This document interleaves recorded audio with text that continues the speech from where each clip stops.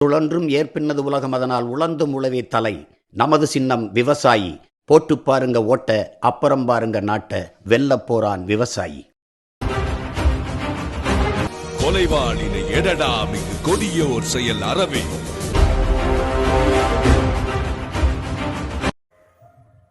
அஸ்ஸலாமு அலைக்கும் ஆஃபிக் பாய். வலைக்கம் அஸ்ஸலாம் ரஹ்மத்துல்லாஹி வரகாத்துஹு. என்ன சரி, எப்படி இருக்கீங்க? அல்ஹம்துலில்லாஹ். நீங்கள் எப்படி இருக்கீங்க? இருக்கோம் அல்ஹம்துலில்லாஹ். இப்போ முதலமைச்சர் மு.க. ஸ்டாலின் அவர்கள் ராமநாதபுரத்துக்கு வந்துட்டு போனாங்க போன வாரம். ஆமாம், வந்துட்டு போனாங்க. ஆமாம், நம்ம அந்த விஜய் அவர்களினுடைய நிகழ்வை பற்றி பேசுனதுனால அதனுடைய அந்த வருகையை பற்றி முதல்வருடைய வருகையை பற்றி நம்ம பேச முடியலை. ஆமாம், பேச முடியல. இப்போ ராமநாதபுரத்துக்கு நிறைய நிதிகள் ஒதுக்கினதா அறிவிப்பு செஞ்சுட்டு போனார் நம்மளோட முதல்வர். ஆமாம், அறிவிப்பு செஞ்சுட்டு போனார். என்ன அறிவிப்பு பார்த்தீங்களா?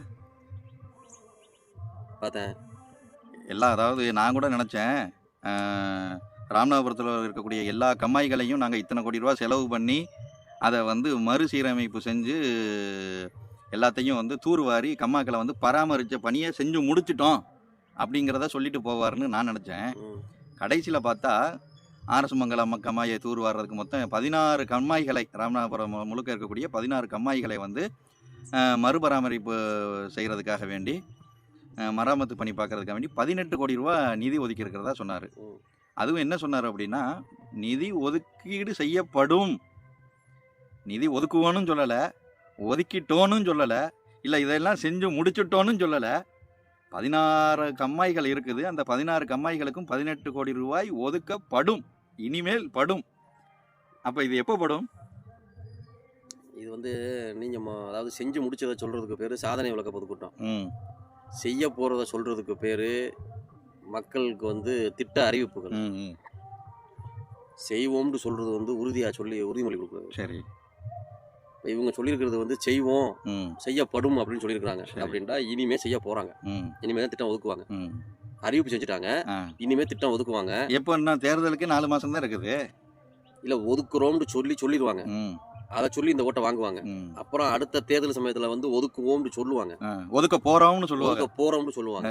அப்புறம் அந்த தேர்தலும் முடிஞ்சிடும். நாங்க ஒதுக்கிட்டோம், ஆனா அதை நடைமுறைப்படுத்தப்படும் அப்படின்னு சொல்லுவாங்க. அப்புறம் ஒரு ஓட்டை போடுவாங்க. அப்புறம் திறக்கப்படும் அப்படிம்பாங்க. எல்லாம் வார்த்தை ஜாலத்துல திமுக மிஞ்சிக்கிற ஆள் இல்ல. கலைஞர் பேனா அவனுடைய சாதனை. அதனால இது இந்த வருஷம் இந்த அறிவிப்புகளை எல்லாம் அங்க சென்னையில இருந்தே சொல்லிருக்கலாமே, வெறும் வீடியோ கணினி மூலியமா. இல்ல, அதாவது இது எப்படின்னா பொதுமக்களுக்கு நாங்க இருக்கிறோம் அப்படிங்கறத ஞாபகப்படுத்துறாங்க. சீமானு, நாம் தமிழர், புலிக்கொடி, விஜய், டிவிகா, ஆக்டர், பிரபலியம், நடிகர்களுக்கான மோகம், இதுகளுக்கு மத்தியில திமுக மக்கள் திமுகவை மறந்துடுவாங்களோங்கிற ஒரு பயத்துல அப்படி லேசா ஒரு முகத்தை காட்டிட்டு போயிருக்காரு. இதுக்கு நீங்க பெருசா அதெல்லாம் ஆராய்ச்சி பண்ண வேண்டியதில்லை. இது ஒண்ணுக்கும் உதவாத திட்டங்கள். இந்த திட்டங்கள்லாம் வருஷம் அறிவிக்கப்படுது. யாரு பயன்பெறா, யாரு பயனாளிகள், எதற்காக செய்யப்படுது, ஒரு காலத்திலயாவது இந்த பயனை எல்லாம் பெற்று மக்கள் முழுமை அடைஞ்சிருவாங்களா, தன்னிறைவு பெற்றுருவாங்களான்லாம் கிடையாது. இது ஒரு ஃபார்மட். ஒவ்வொரு திட்ட அறிக்கைகளையும் ஒரு 100 பேத்துக்கு வீல் சேர் வழங்குவாங்க, ஒரு 100 பேத்துக்கு பண உதவி கொடுப்பாங்க, கூட்டமாக மக்கள் சேர்றாங்கன்னு அறிவிப்பாங்க. இது எல்லாமே சும்மா அப்படியே ஒரு மாடல் கண்துடைப்பு தான். இதுல அவர் சொல்லும் போது ராமநாதபுரத்துக்கு திட்டங்களை அறிவிக்காம நான் போயிட முடியுமா? ஆமா, ராமநாட்டுக்கு திட்டங்களை அறிவிச்சுக்கிட்டே இருப்பாரு. அதாவது அந்த புதிய பேருந்து நிலையத்தை திறந்து வைக்கத்தான் வந்திருக்காரு. அதுல கூட தன்னுடைய தகப்பனார் பெயரத்தையும் வச்சிருக்காங்களே ஒழிய, கலைஞர் கருணாநிதி அவர்களின் எத்தனையோ நூற்றாண்டு விழா நினைவு. ஆமா, அதுல பேருந்து நிலையம் பலதரப்பட்ட கருத்துக்கள் சொல்லப்பட்டது. அப்துல் கலாம் அவர்களுடைய பேருந்து நிலையம் வைக்கணும்னு சில பேர் சொன்னாங்க. சேதுபதி அவர்களுடைய பேரை வைக்கணும்னு சில பேர் சொன்னாங்க. சில பேர் தமிழ் பற்றாளர்கள் பேர் யாராவது ஒரு பேரை வைக்கலாம் அப்படின்ட்டு சொன்னாங்க. அந்த மாதிரி பலதரப்பட்ட ஒப்பீனியன் வந்தது. ஆனா அது அவங்க திமுக ஆட்சியில் பண்ணுறதுனால அதை கலைஞருங்கிற பேரை தான் வைக்கணுங்கிற மாதிரி அதில் வச்சுருக்குறாங்க. இல்லை, நம்மளையெல்லாம் அப்பான்னு சொல்லுங்கள், அப்பான்னு கூப்பிட்றதெல்லாம் நான் பெருமைப்படுறேன், என்னையெல்லாம் அப்பான்னு கூப்பிட்றது ரொம்ப வரவேற்கிறேன் அப்படிங்கிற மாதிரி ஒரு காணொலி போட்டிருந்தாரு. நம்மளை எல்லாத்தையும் அப்பான்னு சொல்ல வச்சுட்டு அவர் அப்பாவை பேரை எல்லாத்துக்கும் சொல்கிறாரு. இது என்ன மாதிரியான போங்கு? இல்ல அப்படி இல்ல. அப்படி வந்து நீங்க ஒரு அப்பா மேல உள்ள அதீத பற்று பாசம்லாம் இல்ல, அவருக்கு அவர் அப்பா மேல அப்பான்னு பாசம் இருக்கட்டும். இல்ல இருக்கு நம்மளையெல்லாம் நினைச்சுக்கிறாதீங்க. அதான் சொல்ல வரேன். இருக்கு நீங்க அப்பா மேல உள்ள பற்றுல வந்து வச்சுட்டாருன்னு நினைச்சுக்கிறாதீங்க. சரி அவருக்கும் அப்பாவுக்கும் எப்பவுமே ஒத்து போகாது. சரி. அவர் வந்து குடும்பத்துக்குள்ள அவங்க குடும்பத்துக்குள்ள 1000 பிரச்சனை சேர்ந்து இருக்கு. அது அவர் அப்பா மேல அவ்வளவு பிரியப்பட்ட ஆள்லாம் அவர் கிடையாது. நம்ம மதுரையில் இருக்கிற அண்ணன் அழகிரியை விட அவர் ஒன்றும் அப்பா மேல பிரியமா உள்ளவர்லாம் கிடையாது. இது வந்து வேற வைக்கிறதுக்கு வேற பேர் இல்ல. திமுகவை முன்னிலைப்படுத்தி வைக்கிறதுக்கு திமுகவுன்னு கட்சி பேர்லாம் வைக்க முடியும். ஈவேரான்னு பேர் வச்சோம்னா காரி துப்பிடுவாங்க. ஈவேரான்னு பேர் வச்சுட்டோம்னாக்கா அது தீகானுடைய சாயலா போயிடும். தீகா வந்து சும்மா ஒரு ஊர்வாய் கத்தனை வச்சிருக்காங்க.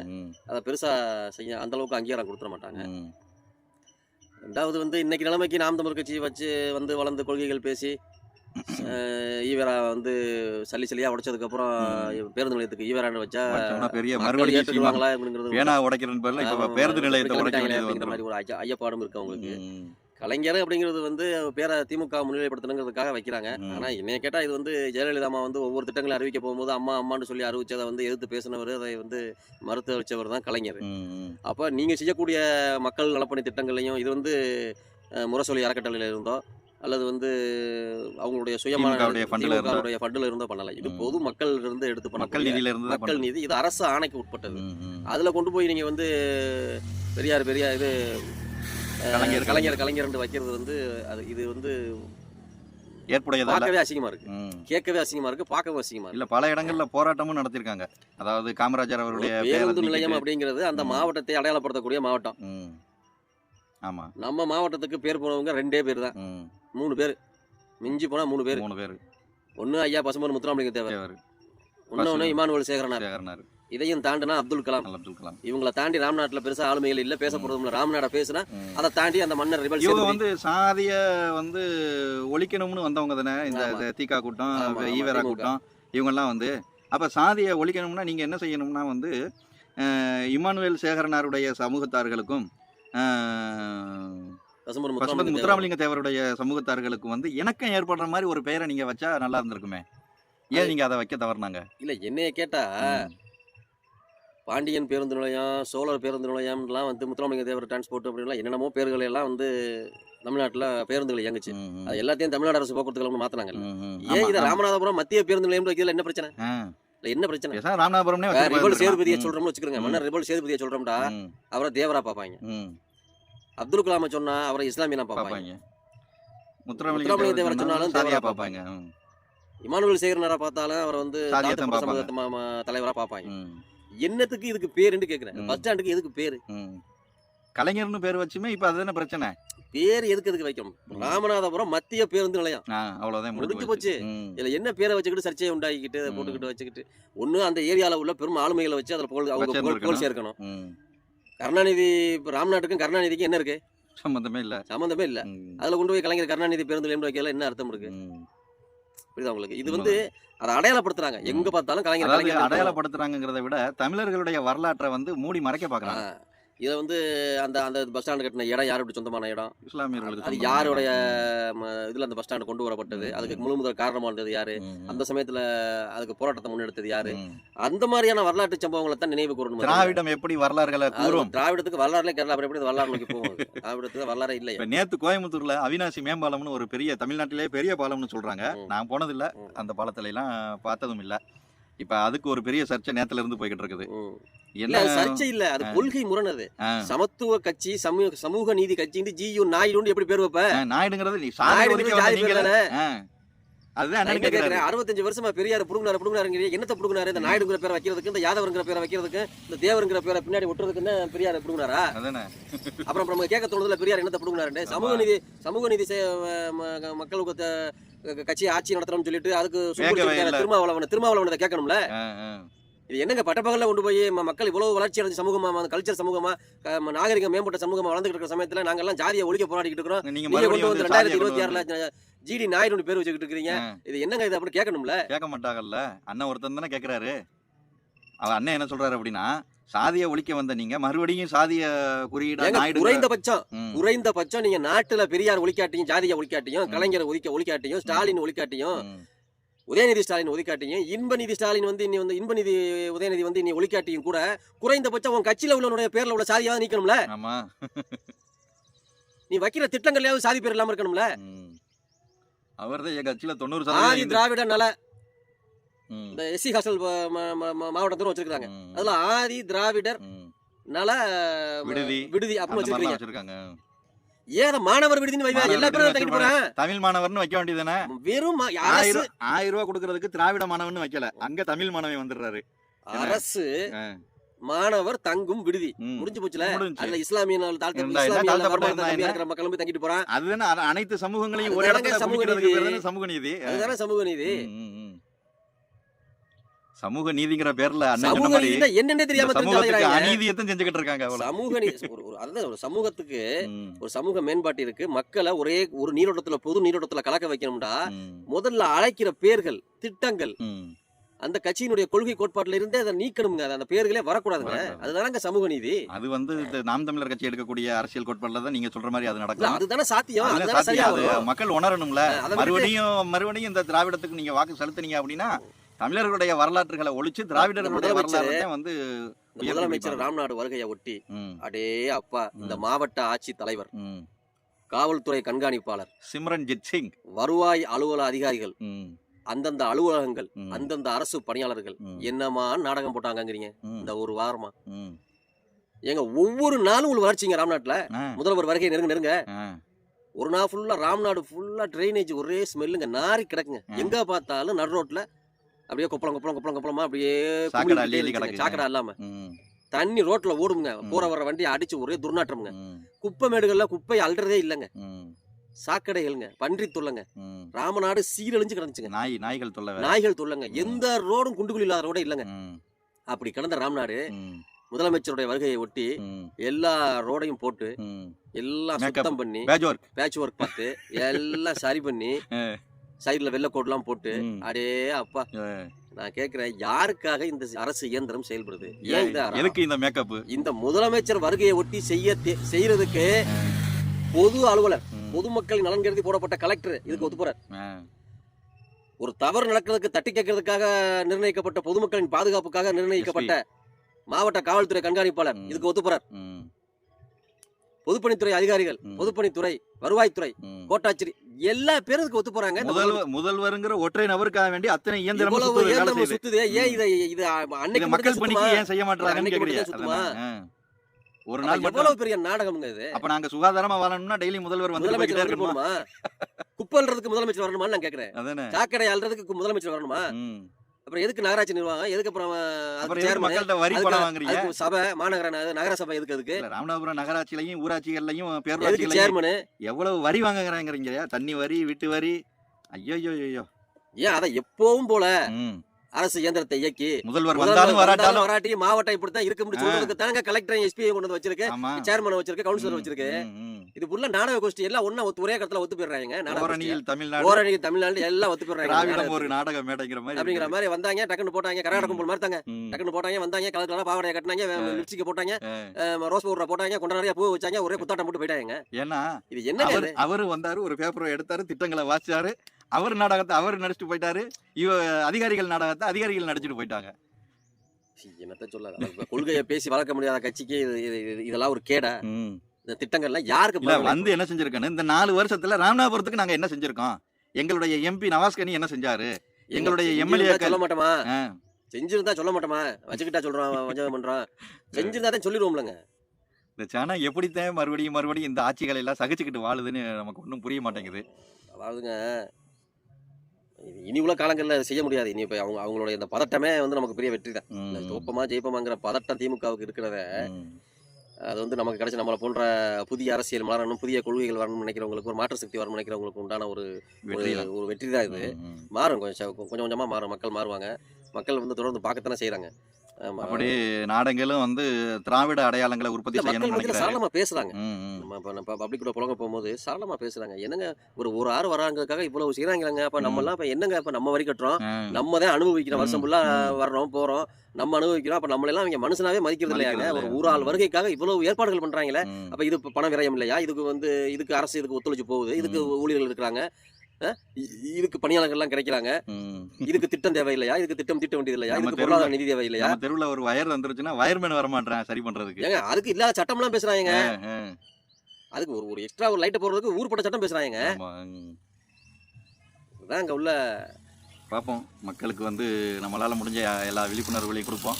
இந்த திராவிடம் வீழ்ந்தால்தான் தமிழ் தேசியம் எழும், தமிழ் தேசியம் எழுந்தால்தான் உங்களுடைய வாழ்வுக்கு ஒரு விடியல் பிறக்கும் அப்படிங்கிறத நம்ம தமிழ் சமூகத்துக்கு நிச்சயமா திராவிடம் வந்து உதயநிதி அவர்களுடைய தலைமையில் வீழும். அதில் ஒன்றும் மாற்றம் இல்லை. இப்போ ஒரு ஐயா பேரறிஞர் குணா அவர்களுடைய நிகழ்வுல அண்ணன் சொல்லி காமிச்சாரு.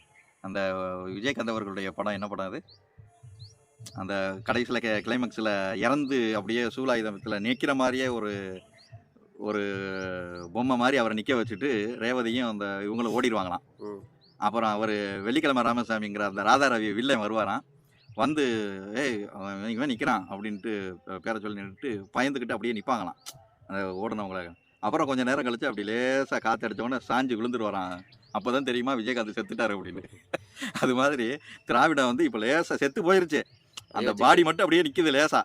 அந்த 26ல் ஒரு புயல் அடிக்க போகும்போது அப்படி லேசாக சரிஞ்சு விழுந்துரும் அப்படிங்கிறத அண்ணன் சொல்லி காமிச்சார். அது மாதிரி ஏங்க இன்னைக்கு 60-73 வருடங்கள பாரம்பரியமான கட்சி வளர்த்து இன்னமும் 1000 ரூபாய்க்கு வாக்கு கொடுத்து தான் வாக்கு வாங்கணும், காசு கொடுத்து தான் வாக்கு வாங்கணுங்கிற நிலைமைக்கு தள்ளப்பட்டதோ அன்னைக்கே திராவிடம் செத்துருச்சு. அன்னைக்கே செத்துருச்சுங்க. இன்னைக்கு சமூக நீதி அப்படின்னு சொல்லி பேசிக்கிட்டு இருந்த சமயத்தில் வேங்கை வயலில் மலம் கலக்கப்பட்டதோ அன்னைக்கே சமூக நீதி செத்துருச்சுங்க. என்னைக்கு மேல்பாதி கோயில் இழுத்து மூடப்பட்டதோ அன்னைக்கே சமூக நீதி செத்துருச்சு. அப்புறம் இப்போ காசா மக்களுக்கு வேற ஒரு கண்டன பொதுக்கூட்டம் நடத்தியிருந்தாரு நம்ம முதல்வர் அவர்கள். அதை பற்றி உங்களுடைய கருத்து? அவருக்கு இலங்கை இப்போ வைகோ சொன்ன மாதிரி அவருக்கு இலங்கை பிரச்சனைனால ஸ்ரீலங்கா மேட்டரா அப்படின்னு கேட்பாரு. தமிழ் பிரச்சனை, தமிழில் பிரச்சனை அப்படின்னால ஸ்ரீலங்கா மேட்டரா அப்படின்னு கேட்பாரு. அவருக்கு அவ்வளவு பக்கத்தில் இருக்கிற இலங்கைக்கே அவருக்கு தெரியாது. அவர்கிட்ட போய் நீங்கள் காசானா பாலஸ்தீனம்னா என்னென்ன அவருக்கு தெரியும், பாவம் இஸ்ரேல் அவருக்கு தெரியும்.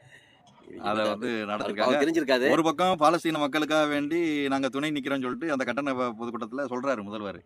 இன்னொரு பக்கம் அந்த பாலஸ்தீன மக்களை யார் அழிக்கிறானோ, ஆயுதம் வந்து போர் தொடுக்கிறானோ அந்த இஸ்ரேலுக்கு வந்து அந்த என்ன தொழில் மாநாடு, பாதுகாப்பு மற்றும் தொழில்நுட்ப டிஃபென்ஸ் அண்ட் டெக்னாலஜி பிசினஸ் கான்ஃபரன்ஸில் வந்து என்ன சொல்றேன்னா இஸ்ரேலிய விமானிகளுங்கிற அறிஞர்களுக்கும் அந்த பிசினஸ் தொழில் முனைவோர்களுக்கு அழைப்பு கொடுத்துருக்காங்க. இது எப்படி இந்த ரெட்டை வாடத்தை வந்து மக்கள் சகிச்சுக்கிறாங்க? இல்லை, இது இது உண்மையிலேயே அவர் பாவம் தெரியாமல் செஞ்சிருப்பாருங்க. அப்படியா? அவருக்காக சப்போர்ட்டாக பேசுகிறேன். அவருக்கு அந்த அளவுக்குலாம் தெரியாது. இல்லை, இந்த அதிகாரிகள் பண்ணுற வேலை. ஆனால் முதல்வருக்கு கெட்ட பேர் ஏற்படுத்தணும்னே சார் இந்த மாதிரி ஒரு கான்ஃபரன்ஸ் போடுறோம் சார், அப்படியே போடுங்க, அவன் பிரச்சனை நல்லபடியாக போடுங்க, எப்போ வரணும், எத்தனை மணிக்கு வரணும், அவ்வளோதான் அவருக்கு தெரியும். அவருக்கு இஸ்ரேல்டா என்னன்னு தெரியுமா, பிசினஸ் கான்ஃபரன்ஸ்னா என்னன்னு தெரியுமா, அவருக்கு வந்து பாதுகாப்பு மற்றும் தொழில்நுட்பம்னா அவருக்கு என்னன்னு தெரியுமா? ஆக மொத்தம் நீங்கள் சவுக்கு சங்கர் சொல்கிற மாதிரியே சொல்கிறீங்க. இல்லை பாவம், அவருக்கு உண்மையிலே தெரியாது.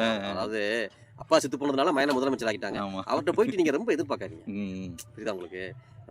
இல்ல, யாராவது ஒருத்தர் கூட சொல்லியிருக்க மாட்டாங்க, இங்கிட்டு பாலஸ்தீன மக்களுக்கு குரல் கொடுக்குறீங்க, இங்கிட்டு இஸ்ரேல் தொழில் முனைவர்களுக்கு வர சொல்லியிருக்கீங்க மாநாட்டுக்கு. இல்ல பேசலாங்க, இப்ப அதை பத்தி பேசலாம். பேசினாலும் அதை பத்தி அவர் அதை உட்கிரகிக்க முடியாதுங்க. அவருக்கு அந்த அந்த இப்ப நீங்க ஒரு விஷயத்தை சொல்றீங்க, ஆழமா சிந்திக்கக்கூடிய முடியாதுங்க அவரால. நீங்க அவரை குறை சொல்லாதீங்க, பாவம் வயசானவர். அப்பா அவரை குறை சொல்லாதீங்க. அவர் என்னைக்கு அப்பான்னு சொன்னாரோ தமிழ்நாட்டுல நிறைய அப்பா மகனுக்கு சண்டை வந்துருச்சு. இந்த கவுன்சில ஸ்டாலின் மாதிரி ஒரு அப்பா இருந்தா சண்டை வராம, ஸ்டாலின் மாதிரி ஒரு அப்பா இருந்தா சண்டை வராம, வைகோ மகனுக்கும் சண்டை, ராமதாஸ் ஐயாவுக்கும் ராமதாஸ் ஐயா மகனுக்கும் சண்டை, அப்புறம் அவருக்கும் ஸ்டாலின் அவர்களுக்கும் அவர் மகனுக்குமே கொஞ்ச நாள் இடைவெளி இருந்தது. கருத்து முரண். அப்பான்னு கூப்பிட ஆரம்பிச்சு அத்தனை அப்பா மகனுக்கு மத்தியில் பல அப்பா மகர்களுக்கு குடும்பங்களில் சண்டை ஏற்பட்டது தான் மிச்சம். பார்ப்போம் தமிழக மக்கள் 26 நோக்கி எப்படி வேகமாக நகர்றாங்க அப்படிங்கிறது. இப்போ அதில் ஒரு கேண்டிடேட் விஜய் அவர்களுடைய அரசியல் வந்து வீழ்ச்சி அடைஞ்சதுனால வேறு விதமான அரசியல் கூட்டணிகள் சம்பவம் ஒரு திருப்பம் தான், ஒரு டர்னிங் பாயிண்ட் தான். இந்த 2000 இப்போ கூட்டணி மாறுறதுக்கான நிறைய வாய்ப்புகள் இருக்குங்கிறது ஊடகங்கள்ல. அவருக்கு கரூர் சம்பவத்துக்கு முன்னாடி ஒரு பெரிய நம்பிக்கை இருந்திருக்கும் விஜய்க்கு. இப்போ அந்த சம்பவத்துக்கு பின்னாடி அரசியல்டா என்ன அப்படிங்கறத அவர் உணர்ந்திருப்பார். அரசியல்டா அது என்ன அப்படிங்கறத அவர் உணர்ந்திருப்பாரு. இனி தனக்கான ஆதரவாளர்கள் யார், எதிர்ப்பாளர்கள் யாருங்கிறதையும் அவர் உணர்ந்திருப்பார். ஏன்டா ஆபத்தில் எவன் நிற்கிறானோ அவனே உன் நண்பன் அப்படின்னு பொன்மொழிகள் சொல்லப்படுவது போல அவருக்கு நண்பன் வேற ஆளுங்கிறது அது அவருக்கும் தெரியும். ஆமா, அவரு அதனால இந்த கரூர் வந்து அவரை மடைமாற்றி யாருமே எதிர்பார்க்கல. ஆமா, எதிர்பார்க்கல. எவ்வளவு வேகமா விஜய் வந்தாரோ அவ்வளவு வேகமா வந்து இந்த அரசியல்ல குழி தோண்டி புதைக்கப்படுவாரு அப்படிங்கறத அவரே எதிர்பார்க்கல. அப்படி போக வாய்ப்பு இல்ல. அவர் வந்து முதல்ல வந்து தனித்துவமா இருந்தாரு. இனி அவர் தனித்துவமா இயங்குறதுக்கு அவருடைய மனநிலையும் அவருடைய இதுவும் ஒத்துழைக்காது. அப்போ அவர் இன்னொரு ஆதரவை தேடக்கூடிய சூழ்நிலை வரும். ஆனா காலம் மிகச்சிறந்த மருந்துங்க. போலிகளையும் அடையாளப்படுத்துறதுல காலம் ஒரு மிகப்பெரிய இதெல்லாம் வந்து மருந்து. வரலாற்று படிப்பினைகள் வந்து வரலாற்று சம்பவங்கள்லாம் வந்து இயற்கை வடிவமைக்கிறது. யாரும் திட்டமிட்டு செயல்படுத்தல. இயற்கை வடிவமைச்சு யார் நல்லவன், யார் கெட்டவன், யார் உற்றான், யார் உறவினர் எல்லாத்தையும் அடையாளப்படுத்தணும். நமக்கு கொஞ்சம் பொறுமை மட்டும் வேணும். அந்த பொறுமை மட்டும்தான் நமக்கு வேணும். அந்த பொறுமையின்படி நம்ம இருந்தோம்னாக்க நமக்கு காலம் அடையாளப்படுத்தும். மக்கள் அதை விழிப்புணர்வோட அதை எதிர்கொண்டு யார் துரோகி, யார் நல்லவன், யார் நமக்கான தலைவன், யார் தலைவர், எது நமக்கான அரசியல் அப்படிங்கிறதையும் மக்கள் நமக்கான நாடு எது, நமக்கான மொழி எது, நமக்கான இனம் எது, நம்ம எதை சேர்ந்தவர்கள், எவ்வளவு பெரிய பூர்வகுடிகள், நம்ம எதை நோக்கி போறோம் அப்படிங்கிறதெல்லாம் வந்து மக்களுக்கு அடையாளப்படுத்தப்படும். அப்ப நிச்சயமா தமிழ் தேசியம் திராவிடத்தின் சங்கில காலை வச்சு தமிழ் தேசியம் ஓங்கி நிற்கும், உயர்ந்து நிற்கும். அதெல்லாம் ஒன்றும் மாற்றம் இல்லை. அதை எழுதி உங்களை போன்றவர்களும் என்னை போன்றவர்களும் அண்ணன் சீமானுடைய கரம் பற்றி வலுப்படுத்துவோம். மக்கள் நம்ம பின்னாடி அணியணியா திரளுவாங்க. கண்டிப்பா போர்வால் நண்பர்களுக்கு நன்றியையும் வாழ்த்துக்களையும் தெரிவிச்சுக்கிறோம். நன்றி, வாழ்த்துக்களும். நாம் தமிழர்.